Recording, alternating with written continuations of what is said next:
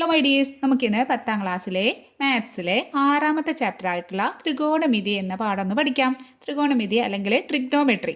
അപ്പോൾ പലരും പറയണത് നിങ്ങൾ കേട്ടിട്ടുണ്ടായിരിക്കും. നിങ്ങൾ സീനിയേഴ്സോ അല്ലെങ്കിൽ എന്താ പറയുക, നിങ്ങൾ ഏട്ടന്മാരോ ചേച്ചിമാരോ ഒക്കെ പറയണത് കേട്ടിട്ടുണ്ടായിരിക്കും. ത്രികോണമിതി അല്ലെങ്കിൽ ട്രിഗ്നോമെട്രി ഭയങ്കര ബുദ്ധിമുട്ടുള്ള ഒരു പാഠമാണ്.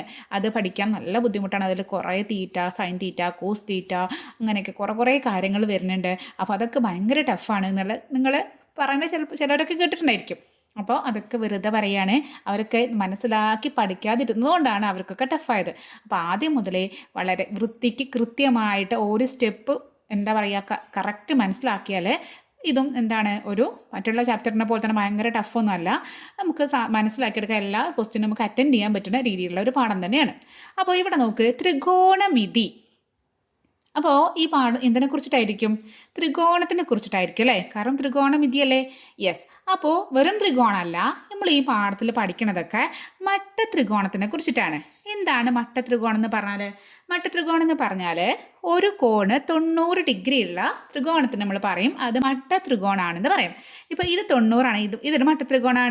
ഇനി നമുക്ക് എങ്ങനെ വേണമെങ്കിൽ മട്ടത്രികോണം വരയ്ക്കാം. ഇത് 90 ഡിഗ്രിയാണ്, ഇതൊരു മട്ടത്രികോണമാണ്.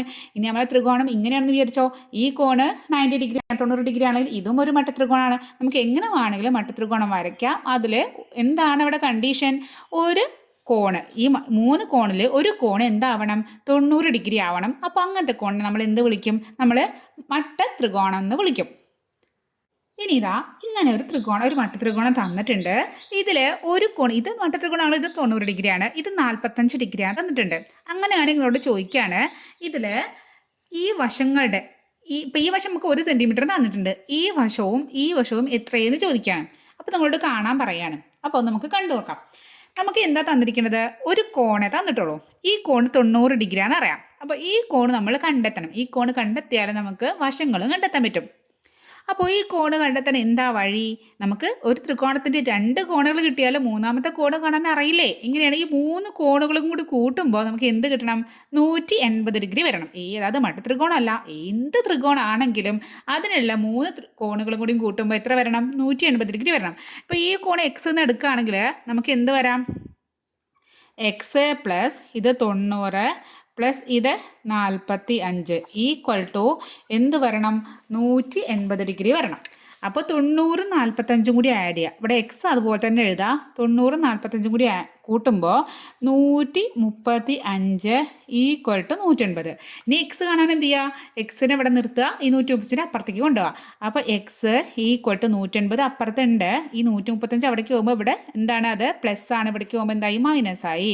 -135 നമുക്ക് കുറയ്ക്കുമ്പോൾ നമുക്ക് 45 ഡിഗ്രിന്ന് കിട്ടും. അപ്പോൾ നമുക്ക് ഈ കോൺ എന്ത് കിട്ടി? 45 ഡിഗ്രി കിട്ടി. ഇനി ഈ ത്രികോണം നന്നായിട്ട് നോക്കുക. അപ്പോൾ ഈ ത്രികോണത്തിൽ 2 കോണുകൾ തുല്യമാണ് അല്ലേ? ഏതൊക്കെയാണ്?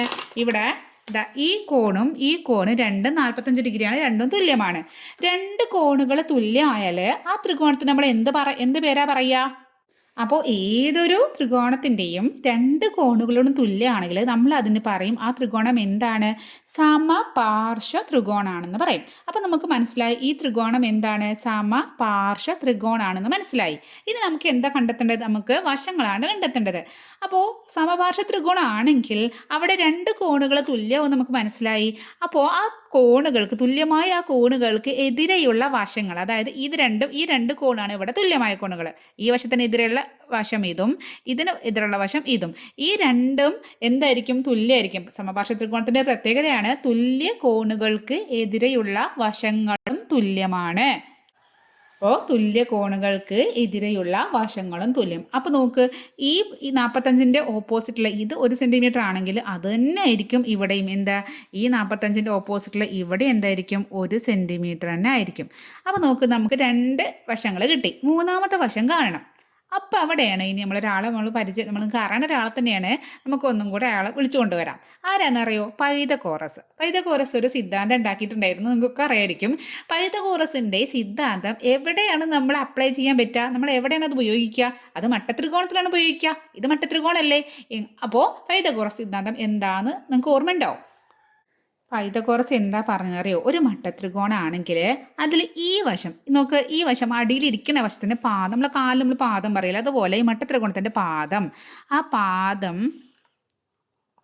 അതിൻ്റെ വർഗം, പാദത്തിൻ്റെ വർഗം പ്ലസ് ഈ പാദത്തിൻ്റെ വർഗം. അതുപോലെ ഈ നോക്ക്, ഈ ഉയരം കണ്ട, ഉയരം അല്ലെങ്കിൽ നമ്മൾ ലംബം എന്ന് പറയും. ഈ ഉയരം ലംബത്തിൻ്റെ വർഗം കൂടിയും കൂട്ടുമ്പോൾ നമുക്ക് എന്ത് കിട്ടും? ഈ 90 ഡിഗ്രിക്ക് ഓപ്പോസിറ്റുള്ള വലിയ വശത്തിന് നമ്മൾ കർണം എന്ന് പറയും. അത് കർണത്തിൻ്റെ വർഗമായിരിക്കും. ഇതാണ് നമ്മുടെ പൈതഗോറസ് പറഞ്ഞു തന്നത്. അപ്പോൾ ഇവിടെ നോക്ക്, പാദം എത്രയാണ്? 1 അല്ലേ? 1 സ്ക്വയർ, 1 വർഗം. ലംബം നമുക്ക് 1 കിട്ടി. 1ൻ്റെ വർഗം നല്ല എന്ത് കിട്ടണം?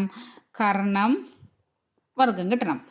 അപ്പോൾ ഇതാ 1ൻ്റെ വർഗം എന്ന് പറഞ്ഞാൽ 1 × 1 1 തന്നെയാണ്. 1ൻ്റെ ഇത് വർഗം പറഞ്ഞാൽ 1 തന്നെയാണ്. ഈക്വൽ ടു കർണം വർഗം കിട്ടി. ഇനി 1 + 1 പറഞ്ഞാൽ 2 ആണ്. ഈ 2 എന്താണ് നമുക്ക് കിട്ടിയിരിക്കുന്നത്? കർണത്തിൻ്റെ വർഗം നമുക്ക് എന്ത് കിട്ടി? നമുക്ക് 2 എന്ന് കിട്ടി. നമ്മളോട് കർണത്തിൻ്റെ വർഗം അല്ല നമുക്ക് കാണേണ്ടത്, കർണമല്ലേ നമുക്ക് കാണേണ്ടത്, അത് ഈ വശമല്ലേ കാണേണ്ടത്. അപ്പോൾ നമുക്ക് എന്തെഴുതാം? Karnam equal to. അപ്പോൾ ഈ 2 ഇവിടെ ഉണ്ട്, ഈ 2 ഇവിടെ ഉണ്ട്. ഇനി എന്ത് ചെയ്യുക? ഈ വർഗത്തിലെ 2 നമ്മൾ കളയാണ്. നമുക്ക് വർഗം വേണ്ട, നമുക്ക് കർണം മാത്രം മതി. അപ്പോൾ ഈ 2 ഇവിടേക്ക് ഇങ്ങനെ പോകുമ്പോൾ എന്താണെന്ന് പറയുക? ഈ വർഗം ഇങ്ങോട്ട് പോകുമ്പോൾ വർഗമൂലമായിട്ട് മാറും, അതായത് സ്ക്വയർ റൂട്ട് എന്ന് പറയും. അപ്പോൾ കർണം നമുക്ക് എന്ത് കിട്ടി? √2 എന്ന് കിട്ടി. അപ്പോൾ ഇതാ ഇവിടെ നമുക്ക് ഇതെന്ത് കിട്ടി? √2 എന്ന് കിട്ടി. അപ്പോൾ നമുക്ക് 3 വശങ്ങളും കിട്ടിയില്ലേ? 1 1 √2. മനസ്സിലായോ? ഇനിയില്ലേ, ഇതൊരു കുറച്ച് ചെറിയ ത്രികോണമല്ലേ? അപ്പോൾ നമുക്ക് കുറച്ച് വലിയൊരു ത്രികോണം വരയ്ക്കാം കേട്ടോ. ഇതേപോലെ തന്നെ കുറച്ച് വലിയ ത്രികോണം എടുത്തു. എന്നിട്ട് ഇത് എത്രയാണ്? 45 തന്നെയാണ്. അല്ല സോറി, ഇത് 90, ഇത് 45 തന്നു. ഇതും 45ആണ്. ഇത് 45, ഇത് 45 ആയിരിക്കും. സമപാർശ്വ ത്രികോണം കിട്ടി. ഇനി ഈ സൈഡ് 3 സെൻറ്റിമീറ്ററാണ് തന്നെന്ന് വിചാരിക്കാം. അങ്ങനെയാണെങ്കിൽ ഈ സൈഡും എത്രയെന്ന് ചോദിക്കുകയാണ്. ക്വസ്റ്റ്യൻ അതാണ്. അപ്പോൾ നമുക്കറിയാം ഇതെന്താണ്? ഇതിലെ 2 കോണുകൾ തുല്യമാണ്. അതുകൊണ്ട് ഇതൊരു സമപാർശ്വ ത്രികോണമാണ്. സമപാർശ്വ ത്രികോണത്തിൽ തുല്യ കോണുകൾക്ക് എതിരെയുള്ള വശങ്ങളും തുല്യമായിരിക്കും. അപ്പോൾ ഈ 45ന് ഓപ്പോസിറ്റ് എതിരെ 3 ആണെങ്കിൽ ഈ 45ൻ്റെ എതിരെയും എന്തായിരിക്കും? അതും 3 തന്നെ ആയിരിക്കും. അപ്പോൾ ഇത് 3 കിട്ടി. ഇനി നമുക്ക് എന്ത് കാണാം? നമ്മുടെ ഈ 90ൻ്റെ ഓപ്പോസിറ്റ് കാണണം, അതായത് നമുക്ക് കർണം കാണണം. അപ്പോൾ നമ്മുടെ ഇക്വേഷൻ എന്താണ്? കർണം സ്ക്വയർ എന്ന് പറഞ്ഞാൽ പാദത്തിൻ്റെ വർഗവും ലംബത്തിൻ്റെ വർഗവും കൂട്ടിയതാണ്. നമുക്ക് ചെയ്തു നോക്കാം. പാദത്തിൻ്റെ വർഗം എന്ന് പറഞ്ഞാൽ 3 വർഗം പ്ലസ് ലംബവും 3 ആണ്. 3 ഈക്വൽ ടു എന്ത് കിട്ടി? കർണം വർഗം കിട്ടി. 3 സ്ക്വയർ, അത് 3 വർഗം എന്ന് പറഞ്ഞാൽ ഉദ്ദേശിക്കുന്നത് 3 × 3 ആണ് കേട്ടോ.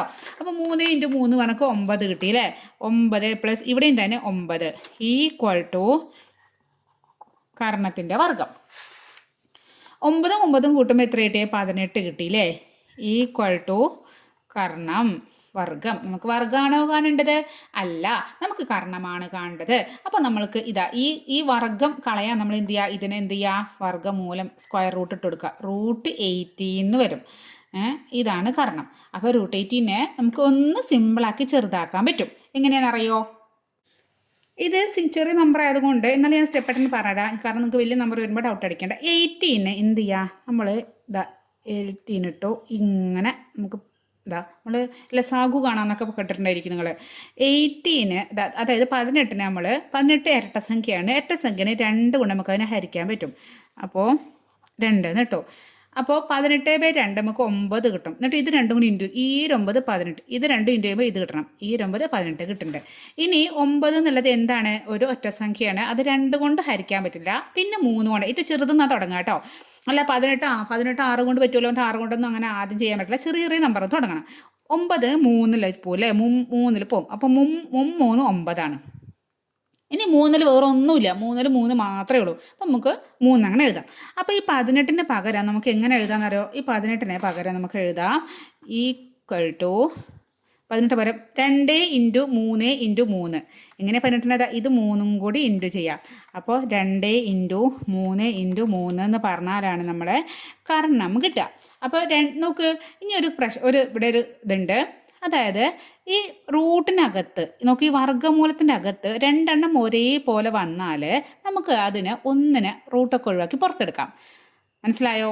ഞാൻ മനസ്സിലാവത്തിട്ട് ഒന്നുകൂടിയും പറഞ്ഞുതരാം. അതായത് ഇത് നമുക്ക് ഒന്നും കൂടി എങ്ങനെ എഴുതാൻ അറിയോ?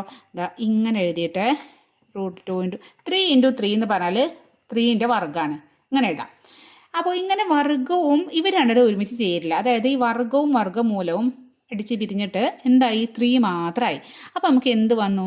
റൂട്ടിൻ്റെ അകത്ത് ഒരു 2 വന്നു. ഈ സംഭവം എന്താ? അതായത് നോക്ക് ശ്രദ്ധിക്കണേ, ഇങ്ങനെ വരുമ്പോൾ അത് 3 ആണ്. ഇത് 3ൻ്റെ ഒറ്റയ്ക്കല്ല, ഇങ്ങനെ വരുമ്പോൾ അപ്പോൾ റൂട്ട് 4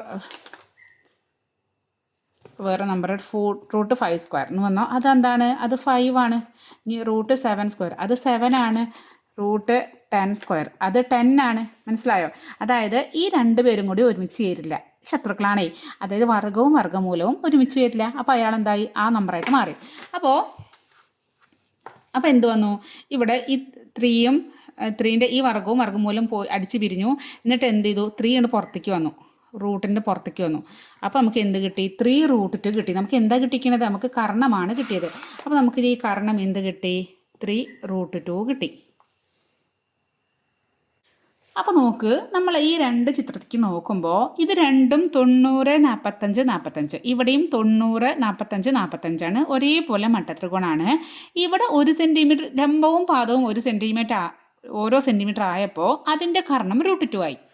ഇനി ഇവിടെ ലംബവും പാദവും 3 ആയപ്പോൾ ഇവിടെ എന്തായി? 3 റൂട്ട് 2 ആയി. ഇവിടെ ശരിക്കും 1 റൂട്ട് 2 ആണ്. 1 ഇൻറ്റു റൂട്ട് 2 റൂട്ട് 2 തന്നെയാണ്. ഇനി ഇതിന് പകരം നമ്മൾ ഇവിടെ 2 എടുത്തു എന്ന് വിചാരിച്ചോ. നമ്മൾ ഇതേപോലെ തന്നെ ഒരു ത്രികോണം ഇങ്ങനെ വരച്ചിട്ട് ഇവിടെ ഇത് 90, ഇത് 45, ഇതും 45, ഇവിടെ രണ്ടും ഇവിടെ 2 എടുത്തു. അപ്പോൾ ഇവിടെ എന്തായിരിക്കും? 2 ആയിരിക്കും. അപ്പോൾ ഈ കർണം എന്ന് പറയാൻ എന്താണ്? പാദം സ്ക്വയർ പ്ലസ് ലംബം square equal to Karnam square. അപ്പോൾ 2ൻ്റെ വർഗ്ഗം എന്ന് പറഞ്ഞാൽ 4, ഇതും 4. അപ്പോൾ എന്തായി? ഇത് കർണത്തിൻ്റെ സ്ക്വയറാണ് കേട്ടോ. ഈക്വൽ ടു 8 ആയി. 8 എന്ന് പറഞ്ഞാൽ എന്താണ്? കർണം സ്ക്വയറാണ്. കുറച്ച് സ്പീഡിൽ എഴുതണ്ടേ. കർണം സ്ക്വയർ. അപ്പോൾ നമുക്ക് കർണം കാണണം. അപ്പോൾ കർണം കാണാൻ എന്ത് ചെയ്യുക? കർണം ഈക്വൽ ടു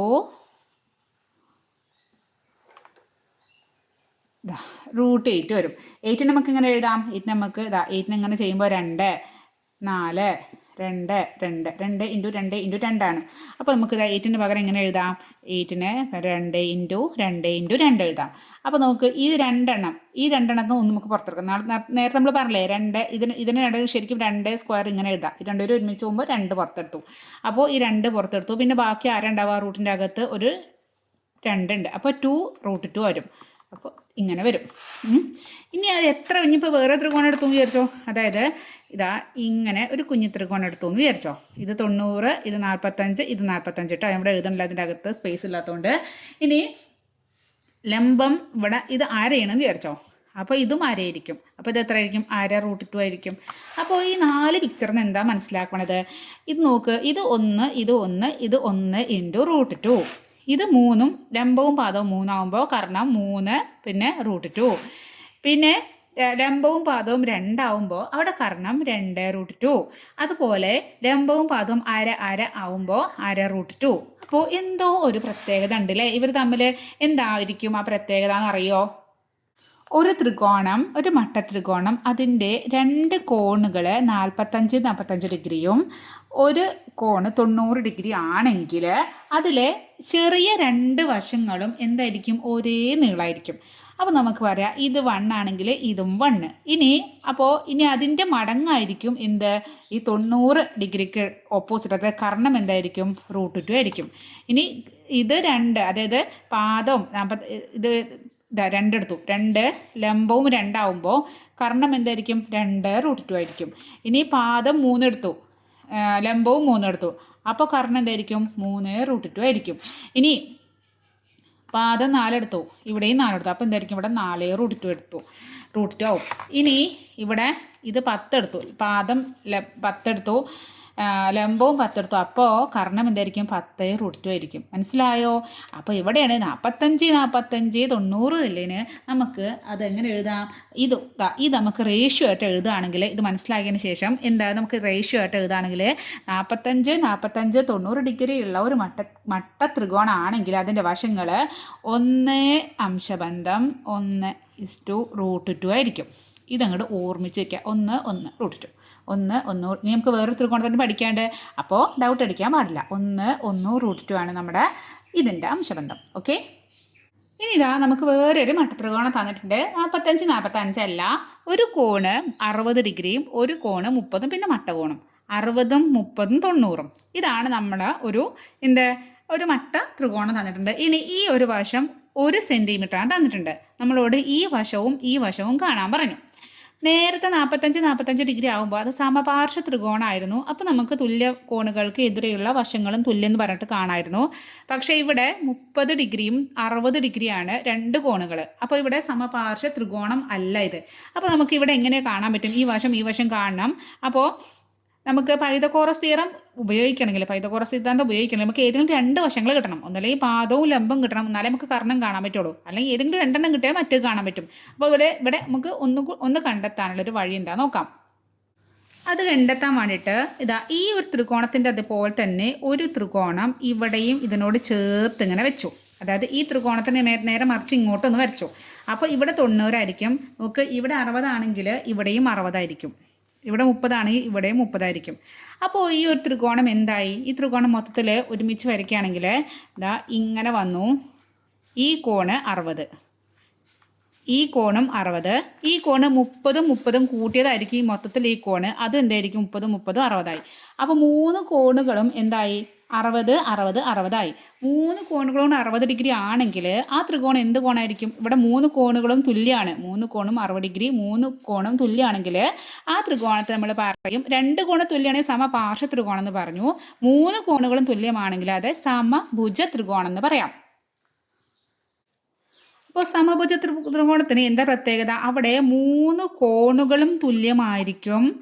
അതുപോലെ 3 വശങ്ങളും എന്തായിരിക്കും? തുല്യമായിരിക്കും. അപ്പോൾ ഈ 3 വശങ്ങളും തുല്യമായിരിക്കും. ഇനി ഇവിടെ നോക്ക്, ഇവിടെ 1 സെൻറ്റിമീറ്റർ ആണെങ്കിൽ അതേപോലെ ഇതിനിങ്ങോട്ട് മറച്ചു വെച്ചതാണ് ഈ ത്രികോണം. അപ്പോൾ ഇവിടെയും 1 സെൻറ്റിമീറ്റർ ആയിരിക്കും. അപ്പോൾ ഈ ഒരു വശം എന്ന് പറഞ്ഞാൽ 1 + 1 2 സെൻറ്റിമീറ്റർ ആയിരിക്കും. ഈ മൊത്തത്തിൽ ഇതെന്തായിരിക്കും? 2 സെൻറ്റിമീറ്റർ ആയിരിക്കും. അങ്ങനെയാണെങ്കിൽ ഈ വശം ഇതും 2 സെൻറ്റിമീറ്റർ ആയിരിക്കും, ഇതും 2 സെൻറ്റിമീറ്റർ ആയിരിക്കും. അപ്പോൾ ഈ ഒരു വശവും 2 സെൻറ്റിമീറ്റർ ആയിരിക്കും, ഈ ഒരു വശവും 2 സെൻറ്റിമീറ്റർ ആയിരിക്കും. ഓക്കെ. അപ്പോൾ നമുക്ക് വേണ്ട ഈ ഒരു ത്രികോണത്തിൽ ഈ ഒരു വശവും ഈ ഒരു വശം കിട്ടി. അതായത് നമ്മൾ ത്രികോണം ഒന്നുകൂടി ഇങ്ങോട്ട് വരയ്ക്കുകയാണെങ്കിൽ ഈ ത്രികോണത്തിൽ മനസ്സിലാക്കാൻ വേണ്ടി ഒന്നും കൂടി ഇങ്ങോട്ട് വരയ്ക്കുകയാണ്. ഇത് 60, ഇത് 30, ഇത് 1 സെൻറ്റിമീറ്റർ ആണ്. ഈ വശം നമുക്ക് 2 സെൻറ്റിമീറ്റർ കിട്ടി. അപ്പോൾ നമുക്ക് കർണവും കിട്ടി, പാദവും കിട്ടി. അപ്പോൾ നമ്മുടെ പൈതഗോറസ് തിയറം എങ്ങനെ ആയിരുന്നു? കർണം വർഗം ഈക്വൽ ടു പാദത്തിൻ്റെ വർഗം പ്ലസ് ലംബം വർഗം. അപ്പോൾ നമുക്ക് ഇവിടെ എന്താ കിട്ടുക? നമുക്ക് കർണം അറിയാം, എത്രയാണ്? 2 സ്ക്വയർ. പാദം നമുക്കറിയാം 1 ആണ്, 1ൻ്റെ വർഗം പ്ലസ് ലംബം നമുക്കറിയോ? ഇല്ല. ലംബം നമുക്ക് അതുപോലെ തന്നെ എഴുതി. ഇനി 2 സ്ക്വയർ 2 × 2 ആണ്, അത് 4 ആണ്. ഈക്വൽ ടു 1 സ്ക്വയർ 1 പ്ലസ് ലംബമായി. ഇനി ലംബത്തിൻ്റെ കാണാൻ എന്ത് ചെയ്യുക? ഈ 1നെ ഇവിടേക്ക് കൊണ്ടുപോകാം അല്ലേ? ലംബത്തിൻ്റെ വർഗ്ഗമാണ് കേട്ടോ. അപ്പോൾ ഈ 1നെ ഇവിടേക്ക് കൊണ്ടുവരികയാണ്. അപ്പോൾ 4 ഇവിടെ ഉണ്ട്.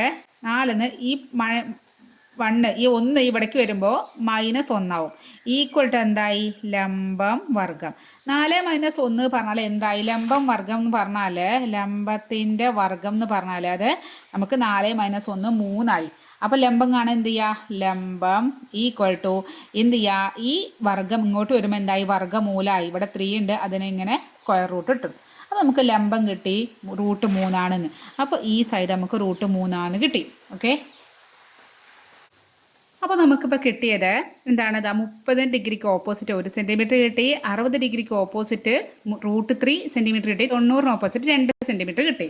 ഇനി നമ്മൾ നേരത്തെ ചെയ്ത പോലെ തന്നെ നമ്മൾ 45 90 നമ്മുടെ ഇങ്ങനെ വേറെ ത്രികോണങ്ങൾ നോക്കിയില്ലേ? അപ്പോൾ ഇതേപോലെയാണോ ഈ നമ്മൾ 1 √3 2 ഇതുപോലെയാണോ എല്ലാ ത്രികോണങ്ങൾക്കും? ഇതുപോലെ 30 60 90 ഡിഗ്രിയുള്ള എല്ലാ ത്രികോണങ്ങൾക്കും ഇതുപോലെയാണോ? നേരത്തെ പോലെ തന്നെയാണോ കിട്ടുന്നത്? നമുക്ക് നോക്കാം. അപ്പോൾ നമ്മൾ വേറൊരു ത്രികോണം എടുക്കുകയാണ്. അതിൻ്റെ ഈ വശം 2 സെൻറ്റിമീറ്റർ എടുത്തു. ഇത് 90 ഡിഗ്രി, ഇത് 60 ഡിഗ്രി, ഇത് 30 ഡിഗ്രി.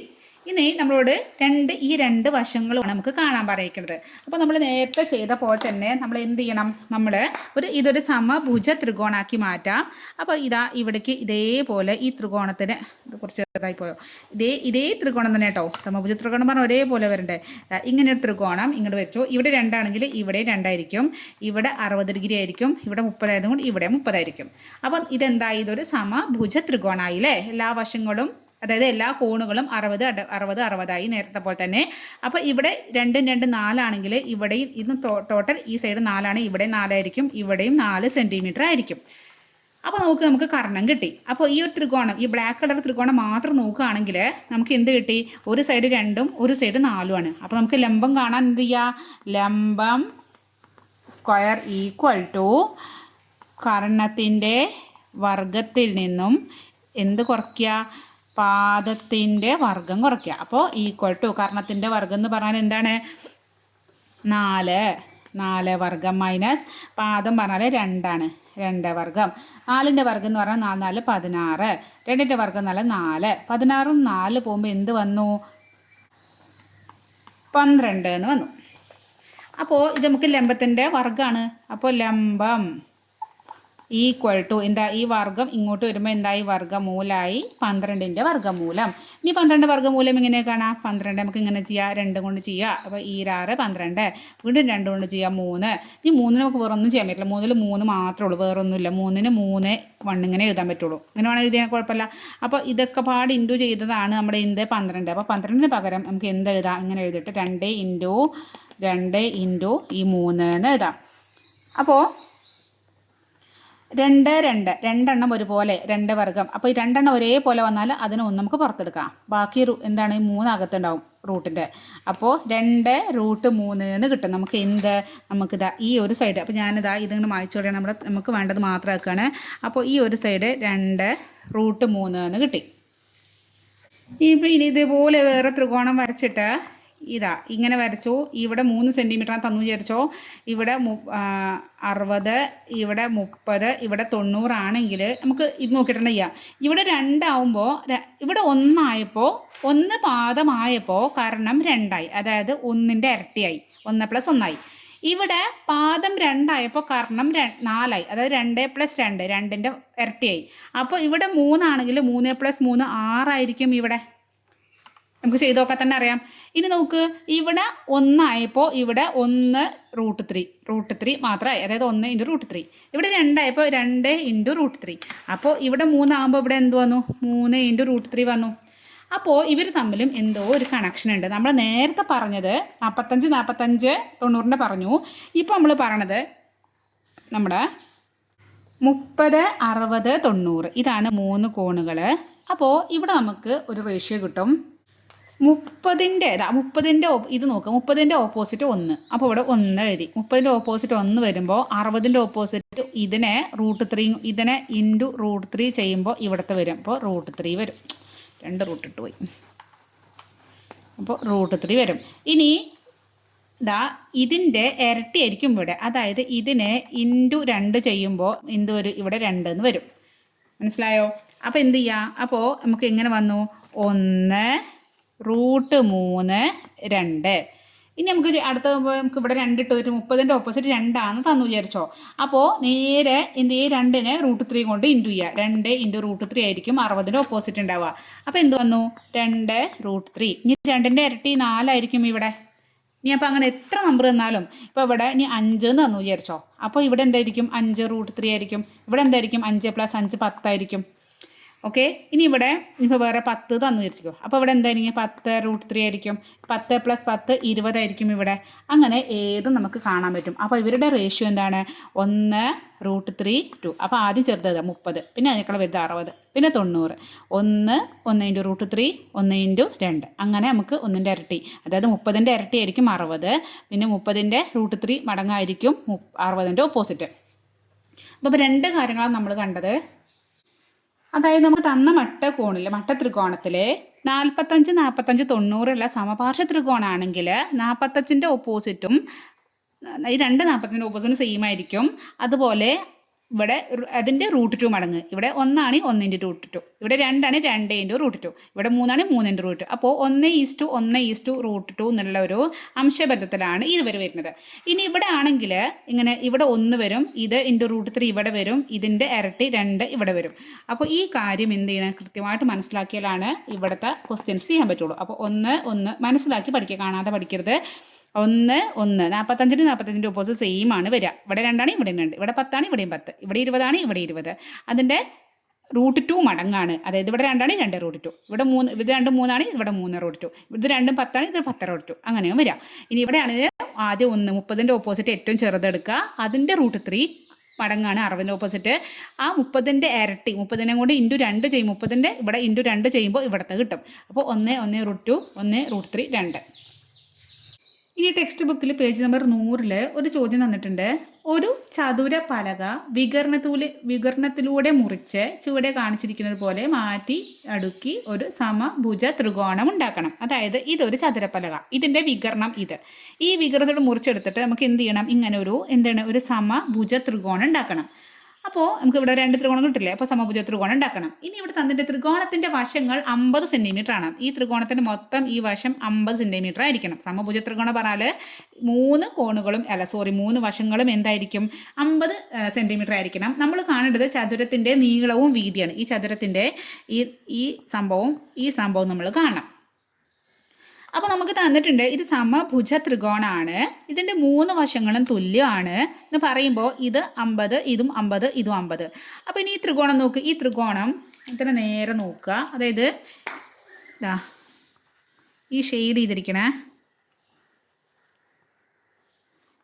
ഈ ഭാഗം എന്ന് പറഞ്ഞാൽ അതേപോലെയാണ് ഈ ഭാഗം.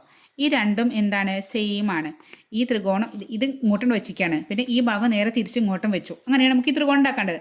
അപ്പോൾ നോക്ക്, ഈ വശം 50 ആണെങ്കിൽ നമുക്ക് ഈ ത്രികോണം ഇങ്ങനെ വരുമ്പോൾ ഇതിൻ്റെ ഈ വശമാണ് ഇതിൻ്റെ ഈ വശം. അപ്പോൾ ഈ വശം എന്താണ്, ഇത് 50 എന്ന് കിട്ടി. ഓക്കെ. ഇനി നോക്ക്, ഇവിടെ ഇത് ടോട്ടൽ എത്രയാണ്, 50 ആണെങ്കിൽ ഇതിൻ്റെ പകുതിയാണ് ഇത്. ഇതിൻ്റെ പകുതി ഇവിടെ 25 ആവില്ലേ. അപ്പോൾ ഇത് എത്രയായിരിക്കും, ഇത് 25 സെൻറ്റിമീറ്റർ ആയിരിക്കും. നമുക്കിനി കാണേണ്ടത് എന്താണ്, നമുക്ക് ഈ വശം കാണണം. ചതുരത്തിൻ്റെ ഈ ഒരു വശം നമുക്ക് നീളം കാണണം. അപ്പോൾ നമ്മൾ കാണണമെങ്കിൽ ഇനി നമുക്ക് 2 വശങ്ങൾ കിട്ടി. ഇതൊരു മട്ടത്രികോണമാണ്.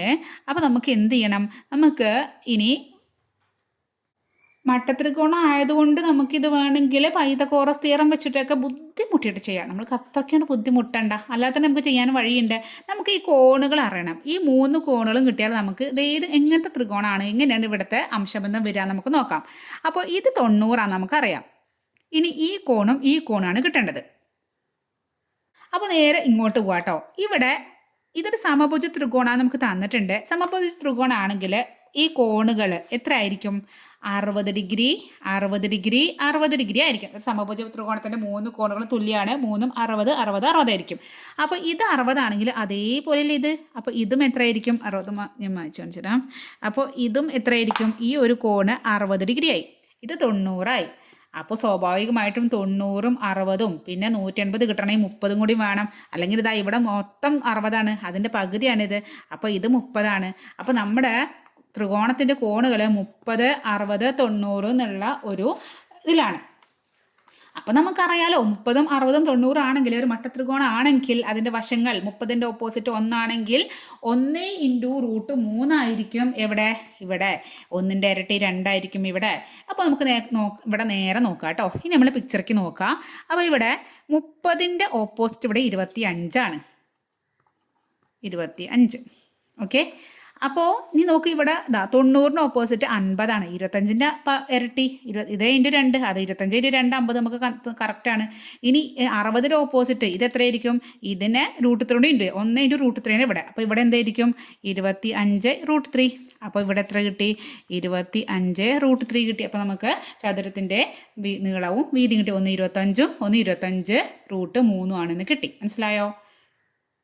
ഇനി പേജ് നമ്പർ 101 ക്വസ്റ്റ്യൻ കേട്ടോ. എന്താണ്, 2 ചതുരങ്ങൾ, അതായത് ഇതൊരു ചതുരം, ഈ 2 ചതുരങ്ങൾ വികരണത്തിലൂടെ മുറിച്ചു, കത്രിക കട്ട് ചെയ്തു. അപ്പോൾ ഇവിടെ ഇതൊരു ത്രികോണമായി, ത്രികോണം ഇങ്ങനെ 4 ത്രികോണങ്ങൾ കിട്ടിയില്ലേ. ആ 4 ത്രികോണം എന്ത് ചെയ്തു, മറ്റൊരു ചതുരത്തോട് ചേർത്ത് വെച്ചു. അതായത് ഈ ഒരു ത്രികോണം കൊടുത്ത് ഇവിടെ വെച്ചു, ഈ ത്രികോണം കൊടുത്ത് ഇവിടെ വെച്ചു, ഇത് ഇവിടെ വെച്ചു, ഇത് ഇവിടെ വെച്ചു. അങ്ങനെ ഈ ത്രികോണത്തിൻ്റെ കൂടെ ഈ ഒരു മുറി എടുത്തിട്ട് ഇവിടെ കൊണ്ടുവച്ചു. അങ്ങനെ അടുത്ത ത്രികോണം ഇവിടെ വെച്ചു. അങ്ങനെ എന്ത് ചെയ്തു, ഇതുപോലെ ഒരു എന്തുണ്ടാക്കി, സമഷഡ്ഭുജം ഉണ്ടാക്കി. എന്താ ഉണ്ടാക്കിയത്, സമഷഡ്ഭുജം. എല്ലാ വശങ്ങളും തുല്യമാണ്, സമ എന്ന് പറഞ്ഞാൽ അവിടെ സമമാണ്, എല്ലാ വശങ്ങളും എല്ലാ കോണുകളും. ഇവിടെ ഈ 6 വശങ്ങളും 6 കോണുകളും തുല്യമായിട്ടുള്ള ഒരു സമ ഷഡ്ഭുജം ഉണ്ടാക്കി. ഇനി നമുക്ക് എന്താ കാണേണ്ടത്? ഷഡ്ഭുജത്തിൻ്റെ വശങ്ങളുടെ നീളം 30 സെൻറ്റിമീറ്ററാണ് തന്നിട്ടുണ്ട്. ഈ ഷഡ്ഭുജത്തിൻ്റെ ഈ വശം എത്രയാണ്? 30 തന്നിട്ടുണ്ട്. 30 പറഞ്ഞാൽ ഇത് 30 ആയിരിക്കും, ഇത് 30, ഇതും 30, ഇതൊക്കെ എത്രയായിരിക്കും? 30 ആയിരിക്കും. 6 വശങ്ങളും 30 ആയിരിക്കും. ചതുരങ്ങളുടെ നീളവും വീതിയും എത്രയായിരിക്കും? അതായത് ഈ ചതുരത്തിൻ്റെ നീളം വീതി, ഈ ചതുരത്തിൻ്റെ നീളം വീതി, ഈ ചതുരത്തിൻ്റെ നീളം, ഇതാണ് നമ്മൾ കണ്ടത്. ഇത് രണ്ടും ഒരുപോലെ ആയിരിക്കും. അപ്പോൾ നമുക്ക് കണ്ടുവെക്കാം. അപ്പോൾ ഇവിടെ നമുക്ക് നോക്കേണ്ടത് ഇദ്ദേഹത്തിനെയാണ് നോക്കേണ്ടത്. ഇയാളെ ഞാൻ പിടിച്ചിട്ട് പുറത്തേക്ക് ഇടട്ടെ, നിങ്ങൾക്ക് മനസ്സിലാക്കാൻ വേണ്ടിയിട്ട്. അപ്പോൾ ഞാനിങ്ങനെ പുറത്തേക്ക് ഇട്ടു. എന്നിട്ട് നമുക്ക് ഇവിടെ കിട്ടിയിരിക്കുന്നത് ഈ ഒരു വശം 30 കിട്ടിയിട്ടുണ്ട്, ഇത് 90 അറിയാം. ഇനി നമുക്ക് അറിയേണ്ടത് നമ്മളെ കടയിൽ 45, 45, 90 ആണോ, 30, 60, 90 ആണോ ഇവിടുത്തെ കോണുകളുടെ അളവ് എന്നാണ് നമുക്ക് അറിയേണ്ടത്. അതറിഞ്ഞാൽ പിന്നെ കാര്യം സിമ്പിളാണ്. അപ്പോൾ ഈ കോണും ഈ കോണും അറിയണം. അതിപ്പോൾ എങ്ങനെ അറിയാം?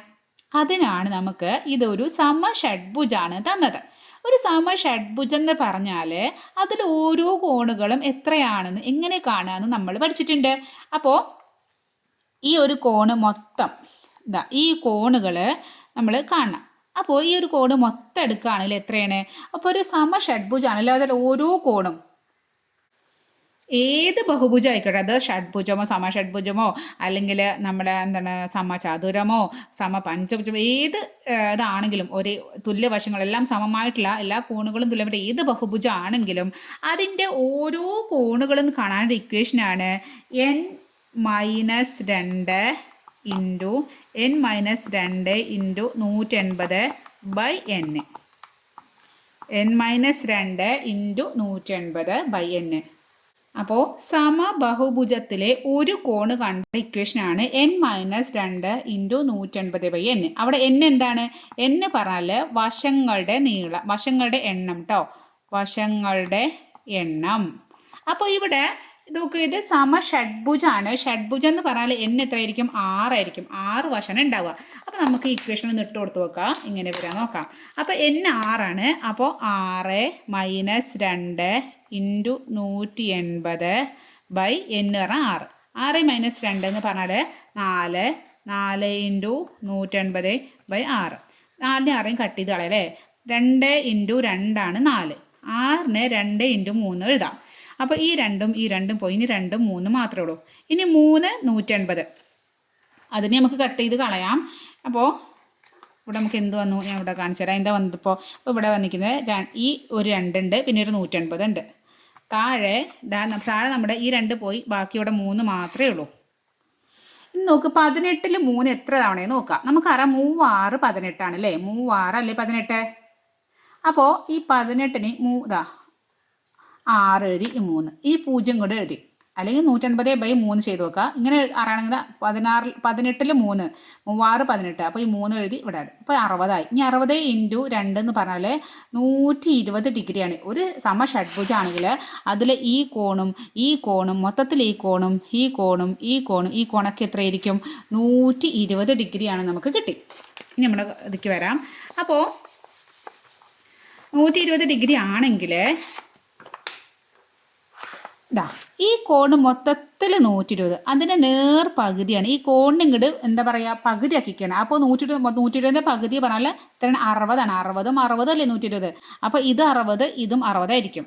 അപ്പോൾ ഈ കോൺ എത്ര കിട്ടി? 60 എന്ന് കിട്ടി. മനസ്സിലായോ? അങ്ങനെയാണെങ്കിൽ ഇത് 90ഉം ഇത് 60ആണ്. ഇത് എത്രയായിരിക്കും? ഇത് 30 ആവണ്ടേ? യെസ്. അപ്പോൾ ഇതൊക്കെ ഇത് 1 കിട്ടിയ ഈ 4 ത്രികോണം ഒരുപോലെയാണ്. ഏതെങ്കിലും ഒന്ന് കണ്ടുപിടിച്ചാൽ മതി. അപ്പോൾ ഈ ഒരു കേസിൽ ഇത് നമുക്ക് 60 കിട്ടി, ഇത് 30 കിട്ടി, ഇത് 90ഉം കിട്ടി. ഇനി നമ്മൾ കാര്യത്തേക്ക് വരാം. നമുക്കറിയാം നമുക്ക് ഈ ഒരു വശം നമുക്ക് 30 കിട്ടിയിട്ടുണ്ട് കേട്ടോ. നമുക്കറിയാം 30, 60, 90 ആണെങ്കിൽ 1√3 2 ആയിരിക്കും അവരുടെ ഒരു ബന്ധം. അപ്പോൾ ഇവിടെ നോക്ക്, 90-ന് നേരെ എതിരെ 30 തന്നിട്ടുണ്ട്. അപ്പോൾ നമുക്കിത് അവിടെ എഴുതാം, 90-ൻ്റെ നേരെ എതിരെ 30 തന്നിട്ടുണ്ട്. ഇത് രണ്ടും നമ്മൾ കണ്ടുപിടിക്കണം. അപ്പോൾ 90-ൻ്റെ അതിൻ്റെ നേരെ പകുതി ആയിരിക്കും 30-ൻ്റെ ഇതിൽ അല്ലേ. അപ്പോൾ ഇവിടെ 30 ആണെങ്കിൽ ഇവിടെ എന്തായിരിക്കും? 30/2 ആയിരിക്കും. അതായത് ഇതിൻ്റെ 2 കൊണ്ട്, ഇതിൻ്റെ പകുതി പറഞ്ഞാൽ 2 കൊണ്ട് ഹരിക്കുക. അപ്പോൾ അവിടെ 15 കിട്ടും. എന്നാലല്ലേ 15 × 2 30 ഇവിടെ കിട്ടുള്ളൂ. ഇതിൻ്റെ ഇരട്ടിയാണ് ഇത് രണ്ടും ഇരട്ടിയും, അതായത് ഇതിൻ്റെ ഇരട്ടി ഇതിൻ്റെ പകുതി ഇത്. ഇനി അടുത്തത് എന്ത് ചെയ്യണം? 60ൻ്റെ ഇരട്ടിയാകുമ്പോൾ ഇത് ഇൻറ്റു √3, അപ്പോൾ 15√3. അപ്പോൾ നമുക്ക് 3 കിട്ടി. അപ്പോൾ നമുക്ക് ഇവിടെ എഴുതി വയ്ക്കാം 30ൻ്റെ ഓപ്പോസിറ്റ് 15, 60ൻ്റെ ഓപ്പോസിറ്റ് 15√3. ഇനി നമ്മൾ പിക്ചറിക്ക് വരാം. അപ്പോൾ നമ്മളിതാ ഈ ചതുരം നേരെ എവിടെ നോക്കാം. ഇങ്ങനെ ഒരു ചതുരം, അതായത് ഈ ഇതിൻ്റെ പാദം. അപ്പോൾ ഈ ഇതിൽ പാദം പറഞ്ഞാൽ ഇതാണ് പാദം വരികയാണ്. ആ പാദം എത്രയാണ്? 15 കിട്ടിയത്. 15, ഇവിടെയും 15. ഇനി ലംബം, അത് ലംബം ലംബം എത്രയാണ്? 15√3. ഇതാണ് ലംബം, ഇതൊക്കെ ലംബമാണ്. അത് 15√3 കിട്ടി. ഇവിടെ 15 ആവും. അപ്പോൾ ഈ രണ്ടിനും എന്താണ്? ഇവിടെയും 15√3. ഇനി ഇവിടെ ആണെങ്കിലോ ഈ സൈഡ് ഇത് 30 അല്ലേ, 30. ഇനി ഈ ഒരു വശം ആണെങ്കിൽ ഇത്രയും 15√3, ഇതും 15√3. അപ്പോൾ മൊത്തം ഇത് 15√3, ഇത് 15√3. അപ്പോൾ മൊത്തം ഈ വശം കാണാൻ എന്ത് ചെയ്യുക? 15√3 പ്ലസ് 15√3. 15ഉം 15ഉം കൂട്ടുക, അപ്പോൾ 30. √3 കൂട്ടിയിട്ട് √6 എഴുതി വെക്കരുത് കേട്ടോ, അത് തെറ്റിപ്പോവും. അപ്പോൾ √3 √1 15√3 15√3 കൂട്ടുമ്പോൾ 30√3 കിട്ടുക. ഓക്കെ, അപ്പോൾ ഈ ഒരു മൊത്തത്തിൽ ഈ വശം 30√3 കിട്ടി. അപ്പോൾ നമുക്ക് കിട്ടിയാലോ ചെറിയ ചതുരത്തിൻ്റെയും വലിയ ചതുരത്തിൻ്റെയും നീളം വീതിയൊക്കെ കിട്ടി. അപ്പോൾ ലാസ്റ്റ് എന്ത് എഴുതുക? വലിയ ചതുരത്തിൻ്റെ നീളം 30, വീതി 30√3. ചെറിയ ചതുരത്തിൻ്റെ നീളം 15, വീതി 15√3. മനസ്സിലായല്ലോ? അപ്പോൾ ഇന്ന് മനസ്സിലാക്കിയേക്കണം, നമ്മൾ 30, 45, 45, 90, 1, 1, 2. അതുപോലെ 30, 60, 90 1√3, 2. ഈ ഒരു സംഭവം കാണാണ്ട് പഠിച്ചു വെച്ചാൽ പിന്നെ ഒന്നും ചിന്തിക്കാനില്ല.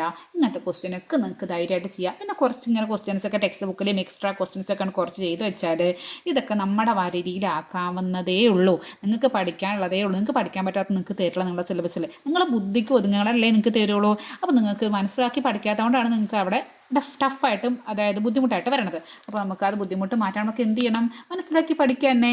അപ്പോൾ ഞാൻ ഉണ്ട് നിങ്ങളുടെ കൂടെ. അപ്പോൾ നിങ്ങളും കൂടെ എൻ്റെ കൂടെ നിൽക്കുന്നു വിചാരിക്കണോ? അപ്പോൾ നിങ്ങൾക്ക് ക്ലാസ് ഇഷ്ടപ്പെട്ടാൽ എന്ത് ചെയ്യണം? ലൈക്ക് ചെയ്യുക, അതുപോലെ ഫ്രണ്ട്സിനോടൊക്കെ ഷെയർ ചെയ്യുക, സബ്സ്ക്രൈബ് ചെയ്യാത്തവർ സബ്സ്ക്രൈബ് ചെയ്യുക. Okay, by.